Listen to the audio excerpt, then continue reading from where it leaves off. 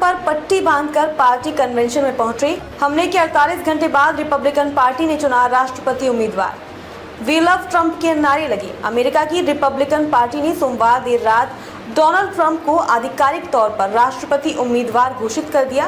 Wisconsin के Milwaukee शहर में हुए पार्टी कन्वेंशन में ट्रंप को डेलीगेट्स के 2387 वोट मिले। उम्मीदवार चुने जाने के लिए उन्हें 1215 वोटों की जरूरत थी।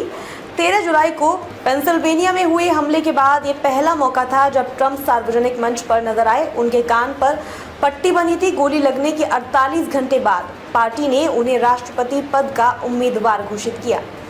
सम्मेलन में ट्रंप के पहुंचते ही समर्थकों ने यूएसए यूएसए के नारे लगाए। साथ ही हवा में मुट्ठी लहराते हुए लोग फाइट फाइट कहते नजर आए।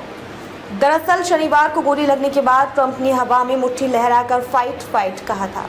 कन्वेंशन में ट्रंप के साथ उनके बेटे एरिक और डोनाल्ड जूनियर भी मौजूद रहे। सम्मेलन खत्म होने के बाद जब ट्रंप वहां से जाने लगे तो लोगों ने वी लव ट्रंप के नारे भी लगाए। इस दौरान कुछ समर्थकों की आंखें भी नम हो गई। ट्रंप ने भारतवंशियों को छोड़ जेम्स डेविड वेंस को बनाया उपराष्ट्रपति पद का उम्मीदवार। वहीं रिपब्लिकन पार्टी से उपराष्ट्रपति पद के लिए 39 साल के जेम्स डेविड वेंस के नाम का ऐलान किया गया। कन्वेंशन में किसी भी डेलीगेट ने वेंस का विरोध नहीं किया। वेंस 2022 में पहली बार ओहायो से सीनेटर चुने गए थे। उन्हें ट्रंप का करीबी माना जाता है। हालांकि ट्रंप समर्थक बनने से पहले 2021 तक वेंस उनके कट्टर विरोधी हुआ करते थे। 2016 में एक इंटरव्यू में वेंस ने ट्रंप को निंदा के योग्य कहा था। उनके स्वभाव और लीडरशिप स्टाइल पर भी सवाल उठाए थे। फिर 2021 में उन्होंने इसके लिए ट्रंप से माफी मांगी। साथ ही रिपब्लिकन पार्टी से चुनाव लड़ने की इच्छा जाहिर की थी। इसके बाद वे ट्रंप के करीबी बन गए।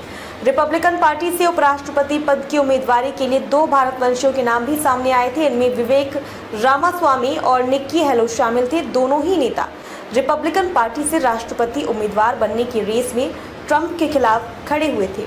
बाद में चुनाव हारने के बाद उन्होंने अपना नाम वापस ले लिया। इसके बाद कई मीडिया रिपोर्ट्स में दावा किया गया था कि विवेक उपराष्ट्रपति के लिए ट्रंप की पहली पसंद होंगे। हालांकि पूर्व राष्ट्रपति ने भारतवंशी उम्मीदवारों को नकारते हुए वेंस को उपराष्ट्रपति पद के लिए चुना था। खास बात यह है कि वेंस की पत्नी उषा चिलुकुरी वेंस भी भारतीय मूल की अमेरिकी नागरिक है। उपराष्ट्रपति पद की उम्मीदवारी के लिए जेम्स डेविड वेंस को चुने जाने के बाद राष्ट्रपति जो बाइडेन ने कहा, जेम्स तो ट्रंप के क्लोन है। सभी मुद्दों पर दोनों की एक ही राय है। मुझे कोई फर्क नहीं दिखता।